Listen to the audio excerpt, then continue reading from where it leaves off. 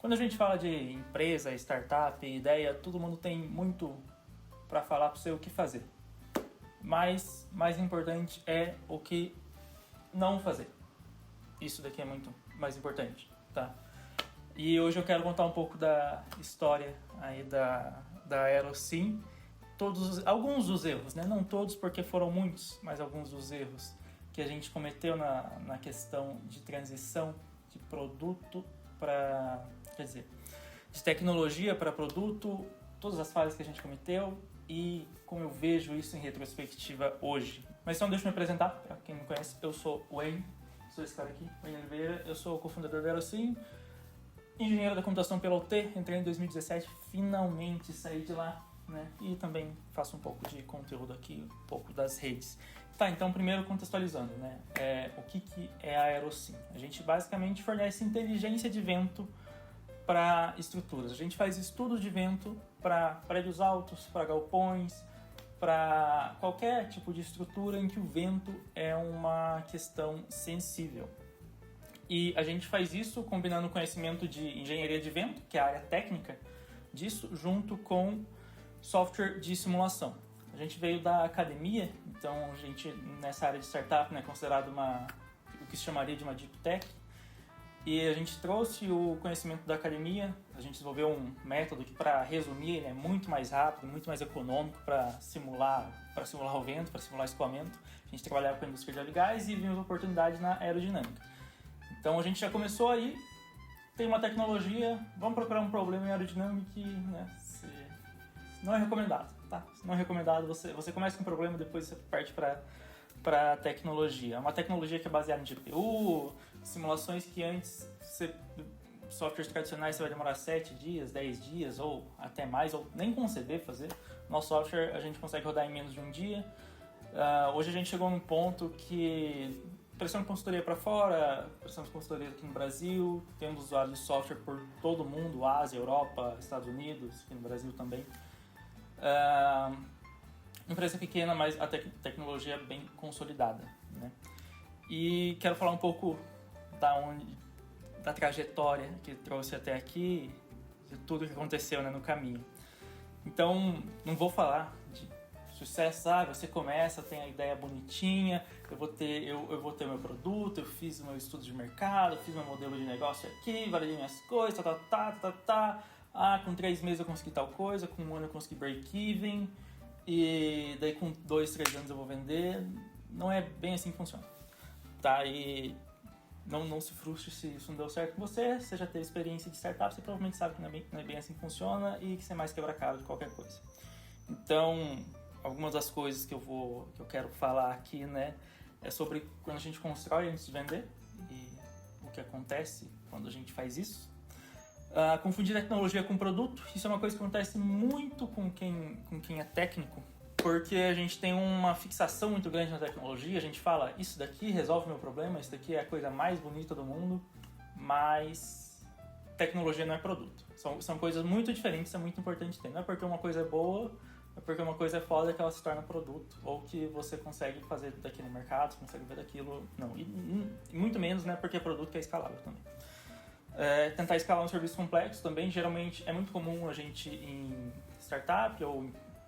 empresa em geral, a gente começar com serviço, começar com prestação de serviço, porque é muito mais fácil vender serviço também do que produto, outra lição desde já, mas desculpa, serviço é um pouco difícil de escalar e às vezes você não precisa escalar, ou você não deve sequer tentar escalar, né? Você chega num platô e usa esse platô para fazer outra coisa, para desenvolver outra coisa, né? Descobrir tarde como o cliente compra também, a relação com o cliente, com o mercado, como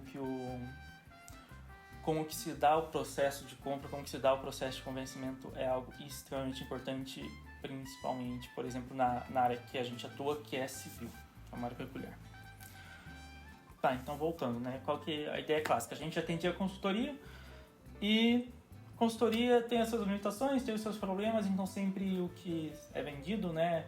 Vamos pegar essa consultoria e transformar em produto para poder escalar, para poder vender milhões, para poder ficar, enfim, fazer break-even, conseguir fazer um exit, conseguir investimento e tal. Só que a consultoria ela é muito mais fácil de vender, é muito mais fácil de você tratar com o cliente, muito mais fácil de você estruturar do que um produto. O produto ele é tanto mais difícil para produzir quanto para vender, porque você está entrando no processo do cliente, você está mexendo no dia a dia do cliente. A consultoria não. A consultoria você basicamente recebe a demanda, entrega um relatório, entrega alguma coisa e tá aqui, tá feito, negócio fechado. Você não tem tanto atrito na média quanto um produto. Um jeito que a gente gosta de pensar para resolver isso vou pegar minha consultoria e transformar num SaaS, né? Vou pegar minha consultoria, isso vai virar um SaaS, vai escalar, vender para o Brasil, depois de vender para o Brasil, vender para fora. Porque o processo de consultoria na média ele é algo muito repetitivo, muito repetido, então as consultorias eram muito parecidas, né, entre uma e outra.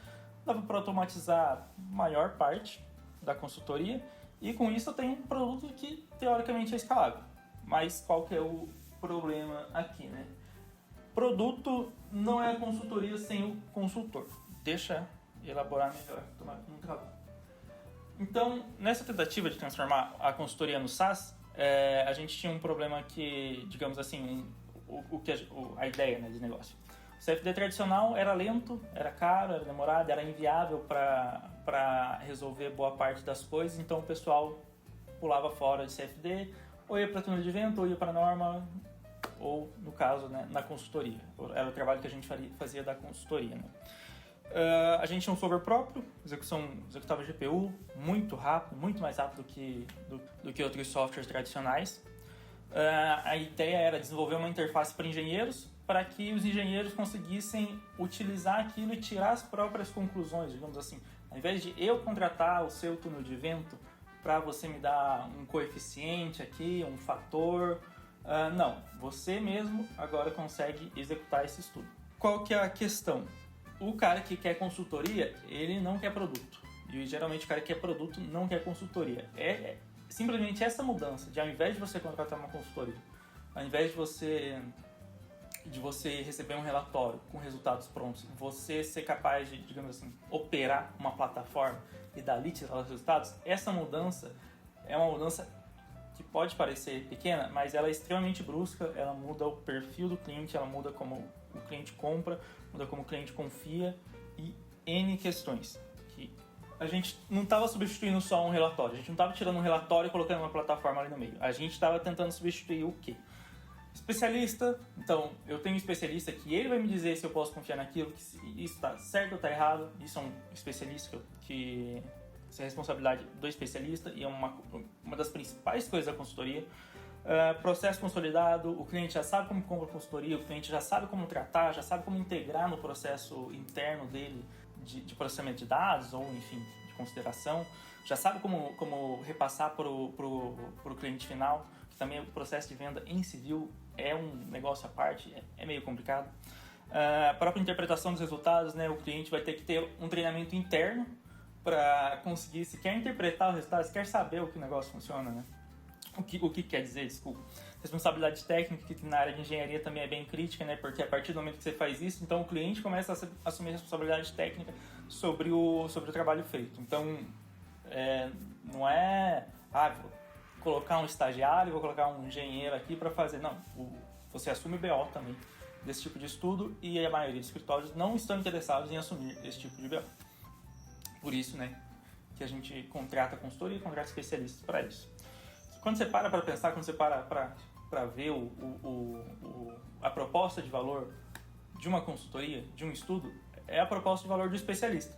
Se você tira o especialista dali, acabou a proposta de valor. Então, não serve para nada, né? Então, aqui, a proposta de valor de serviço é o especialista. Se não tem especialista, não tem proposta de valor, joga fora. Nessa linha, qual que foi a nossa segunda tentativa? Se a gente não consegue vender para o cliente final, digamos assim, cortar a consultoria, cortar o túnel de vento, cortar quem faz esse tipo de estudo, então vamos tentar vender para outros responsáveis que fazem estudos semelhantes, que tradicionalmente é feito por túnel de vento. Então, virar um fornecedor do túnel de vento, basicamente, vender o nosso software e a solução para o túnel de vento. Túnel de vento, agora uma contextualização. Túnel de vento é uma coisa muito cara na área de civil. É uma coisa que o projetista não gosta porque demora e porque é uma burocracia a mais. A integração de dados é uma coisa a mais. Geralmente tem um atrito a mais, é uma coisa a mais que você tem que fazer, basicamente. Apesar de todos os benefícios, tem atrito. E principalmente o cliente não gosta. Por que o cliente não gosta? Porque tem que pagar mais dinheiro. E o cliente não gosta de pagar mais dinheiro. No final do dia, geralmente ele pergunta, tá, mas vou fazer isso por quê? Vai dar economia? Vai dar o quê? Daí você tem que convencer o cara, isso daí dá trabalho. Túneis de vento, tradicionalmente, eles têm um valor muito alto e um prazo muito grande também. Esse prazo muito grande, por exemplo, faz com que, para ciclo de projeto de algumas obras, seja inviável você contratar túnel de vento porque não cabe. Eu não consigo ficar 2 meses esperando um resultado de túnel de vento. Não consigo. Ou 2, 3 meses, até mais às vezes. Então não é nem pelo valor, mas pelo ciclo de projeto. E também tem uma demanda de mercado meio reprimida. Nem todos os prédios, nem todas as estruturas que podem fazer túnel de vento fazem. Túnel de vento tradicionalmente tem uma fila, então você, quero fazer um estudo. Chega lá e faz. Não, você chega lá, você entra numa fila para o estudo e, eventualmente, né, o seu resultado é feito. É uma coisa que é um pouco demorada, digamos assim. Então, qual que era a ideia? Fornecer o software que faz essa simulação numérica, né, agora não física, mas numérica, como alternativa aos ensaios. Tem um menor custo associado, você consegue um prazo bem menor também, porque é tudo numérico, tudo no computador. Pelo menos o que a gente vê no mercado, o prazo que a gente consegue oferecer é bem menor que tradicionalmente o túnel de vento, e eu acredito, ao menos, que grande parte disso seja por a gente se ficar na parte computacional, né? E não ter todos os processos que uma configuração de túnel de vento físico precisa. E além disso, com isso você ganha capacidade de atender outros mercados. Quando você entra nisso, você pode atender mercados menores, mercados, digamos assim, que eles não fazem sentido ou em prazo ou em valor chegar no túnel de vento, mas você consegue aumentar a sua capacidade para esse mercado. Qual foi a resistência que a gente encontrou? Dentro dessa área de túnel de vento para edificações, e uma coisa importante, quando eu estou falando de túnel de vento aqui, eu estou falando de túnel de vento para edificações. Não é aeronáutica, não é automobilística, não é edificações. Existem túneis de vento específicos para edificações e o problema é muito diferente de aeronáutica, carro ou qualquer outra coisa, só para deixar isso claro. Eles têm uma resistência grande com relação a métodos numéricos, porque o problema ele é bem complexo, ele é bem diferente. Você pode pensar, a gente simula avião, a gente simula carro, como que a gente não consegue simular o prédio? Sim, é muito difícil simular prédio, vocês não têm noção. E a gente não imaginava que era tão difícil assim. Porque, por exemplo, se em aviões, se em carros eu estou interessado o esforço médio, né, que o meu avião vai sofrer, o meu avião também ele vai ver um vento meio laminar, por exemplo. O avião tá lá na puta que pariu, né? Lá em cima. E lá o vento é um vento uniforme que vai bater no avião. Aqui, quando a gente tem um edifício, né? Depende de onde o edifício está. Onde o edifício está. Se está no meio da cidade, se está no meio de uma região que tem a árvore, se está totalmente aberto, como que é a topografia em volta, como que é a vizinhança. Você tem bastante complexidade a mais. E, além disso, na própria interpretação dos resultados, a gente não está interessado na força média, na velocidade média, nas pressões médias. A gente quer saber as forças de pico, aquela força que vai tirar a janela do prédio, aquela força que vai fazer o prédio balançar, a força que vai fazer o posto sair voando. É nisso daí que a gente está interessado. E outras áreas normalmente não estão interessadas nisso. A gente chama, enfim, essa análise de picos, e além da análise de picos também tem uma análise dinâmica que nem vale a pena. Então, tudo isso eu estou falando para argumentar que, tecnicamente, simular é uma coisa muito difícil e é uma coisa muito custosa. Os métodos que são simulados aviões e carros são totalmente diferentes do que a gente usa para simular prédio. Simular prédio é bem mais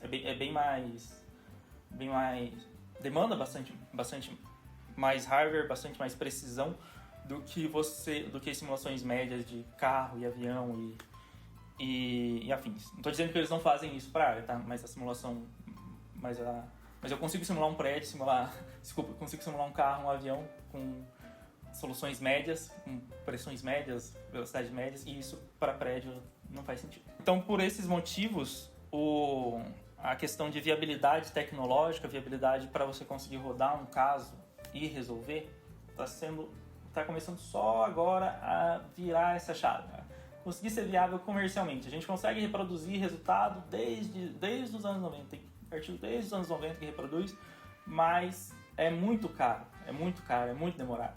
Então a viabilidade comercial é uma coisa que está virando agora e há uma resistência grande da comunidade de algumas escolas para essa simulação, né? Que é essa primeira parte aqui, né? O túnel de vento não está interessado em perder a hegemonia do estudo para simulações, porque, enfim, você está bem estabelecido no mercado, você tem o domínio do mercado, você é a única alternativa. Por que você vai querer criar uma outra alternativa? Não tem muito uma justificativa, né? Mesmo com os benefícios, né? Mesmo mostrando benefícios e tudo, não é algo que vale a pena se você está confortável, né? E você abre um risco muito grande também para negócio. E além disso, você sai do túnel de vento, então deixa eu procurar escritórios, deixa eu procurar outros engenheiros, outros especialistas. Será que eles têm interesse, então, em fazer essa alternativa ao túnel de vento? Apesar de ninguém gostar do túnel de vento, ninguém também quer assumir a responsabilidade para fazer o túnel de vento. É uma questão um pouco complicada nisso. Então você fica entre a faca e a foice para esse tipo de estudo. E para quem é de engenharia civil, aqui especificamente falando, o que eu estou falando aqui é estudo de cargas estruturais, tá? Então, dimensionamento de fundação, dimensionamento de fachada, pressões de pico, forças de pico, força estática equivalente, é esse tipo de coisa que eu estou falando, tá? E se alguém aqui for dono de construtor ou for projetista, mande mensagem. Então, nessa segunda tentativa, o que a gente estava tentando fazer? A gente estava tentando criar um mercado novo que não existe, porque ninguém faz CFD para isso aí. E o Windows aqui travou de novo, que beleza. Então, continuando, a gente está tentando criar um mercado novo, né, que o mercado não existia, porque ninguém usa simulação para isso atualmente, mas tem certeza que vai usar e está virando e a gente vai usar. E além disso, a gente estava tentando fazer isso com um concorrente, porque querendo ou não, o túnel de vento, você pode se posicionar. Ao nosso ver, o túnel de vento não é um concorrente direto. A obra que vai para o túnel, a gente não atende os tipos de obras que já vão para o túnel de vento. A gente pega obras de menor porte, pega obras que estão na dúvida se vai ou se não vai para o túnel de vento, ou que sequer cogitaria ir para o túnel de vento. Esse é o nosso mercado. E é um mercado muito maior do mercado que vai para o túnel de vento. Muito maior. Mas, mesmo assim, é um concorrente, né? É um concorrente se a gente está falando a nível de negócio, a nível como a gente define concorrência.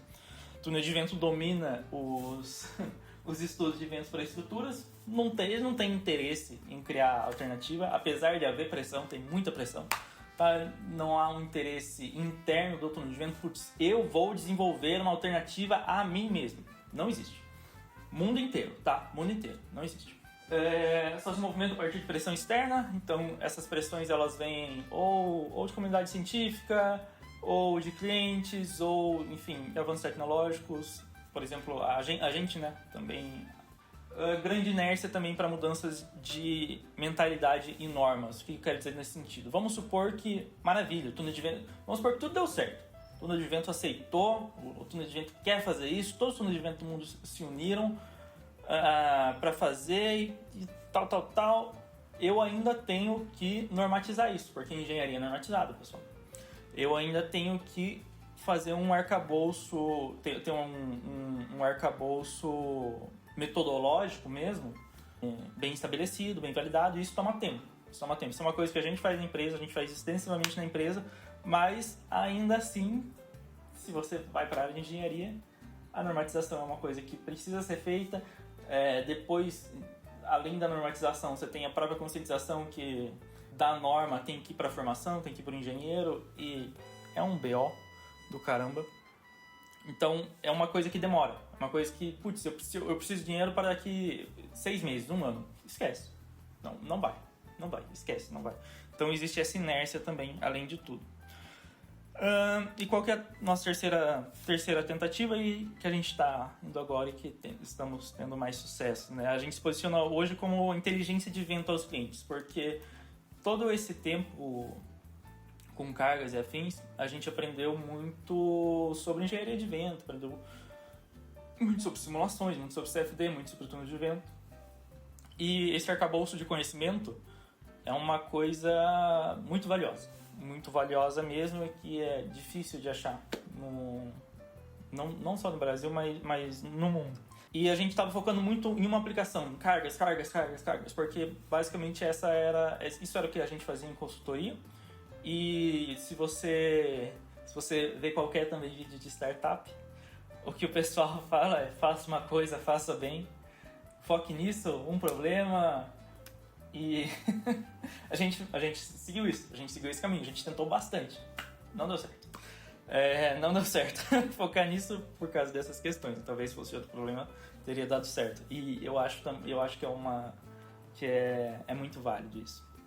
A gente está partindo agora para áreas correlatas, que não são necessariamente cargas ou necessariamente estruturais, mas que também utilizam de engenharia do vento e aerodinâmica, né? Então, por exemplo, dispersão de poluentes, acho que é Volta Redonda, né, que tem a CNA, que a cidade inteira é todo um pó, né? Aquilo lá aquele pó, ele é transportado por meio do vento. Minas Gerais também, que tem as suas minas, né? E nos lugares de exploração é muito comum você ter montes de detritos. Esses detritos, esses poluentes, eles são transportados para a cidade. Isso acaba gerando muito BO ambiental, muito BO para as empresas.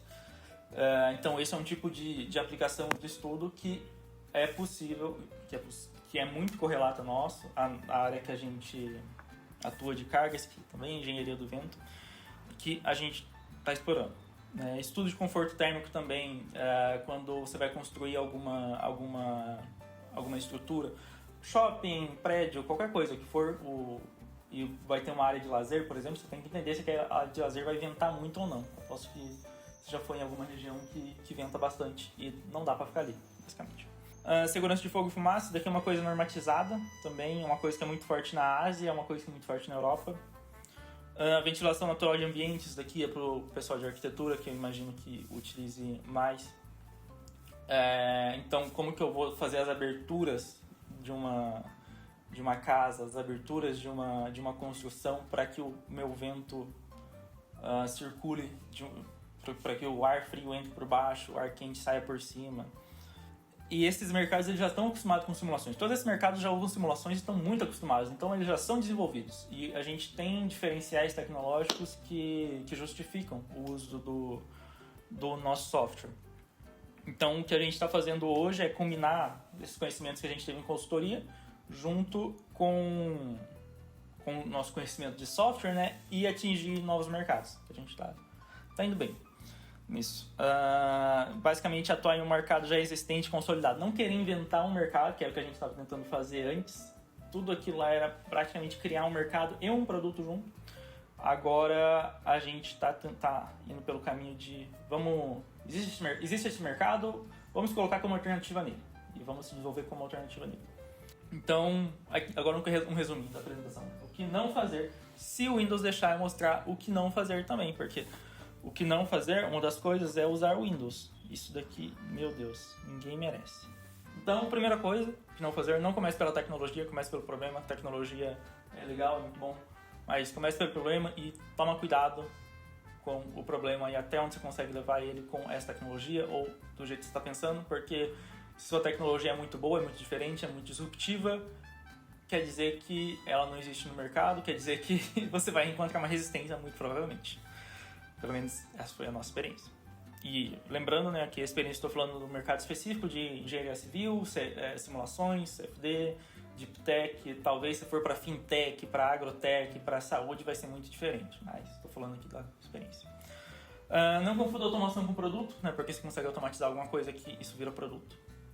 Às vezes, justamente a não automação, ou você ter um humano no meio, é o que faz aquilo ser comercialmente viável. Quando você tira isso, deixa de ser viável. Não trate especialista como um custo removível, isso aqui serve principalmente para consultoria. Você mercantilizar a consultoria ou transformar a consultoria em produto complicado, ainda mais se seu cliente já está acostumado com consultoria, é bem difícil, tá? Não presume que um serviço pode virar SaaS diretamente, não é porque você presta alguma coisa como serviço que...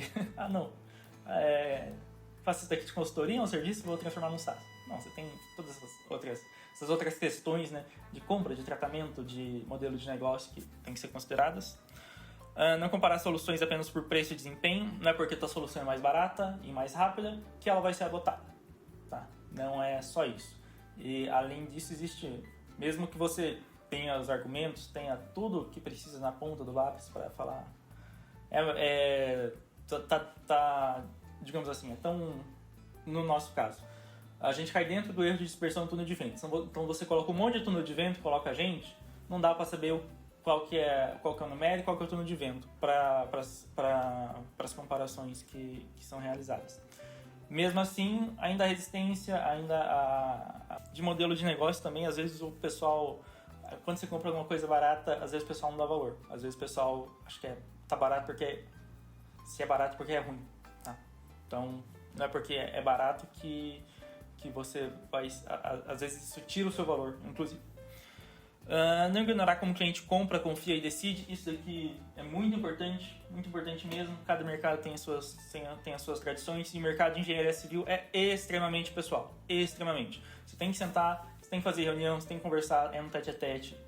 Não adianta, o cara vai entrar nessa página aqui, ele vai acessar, ele vai fazer o checkout automático, vai comprar isso, vai mandar os dados, não vai nem olhar o meu rosto. Não, isso não funciona em civil. Não conheço, fora o AutoCAD, né? E mesmo o AutoCAD, esses softwares não são bem assim, geralmente tem um representante. Não conheço nada de civil que seja assim, absolutamente nada. E não tente criar produto e mercado ao mesmo tempo sem perceber o custo disso. Criar produto é difícil, criar um mercado é mais difícil ainda. Se você juntar esses dois, olha, é um trabalho de Hércules.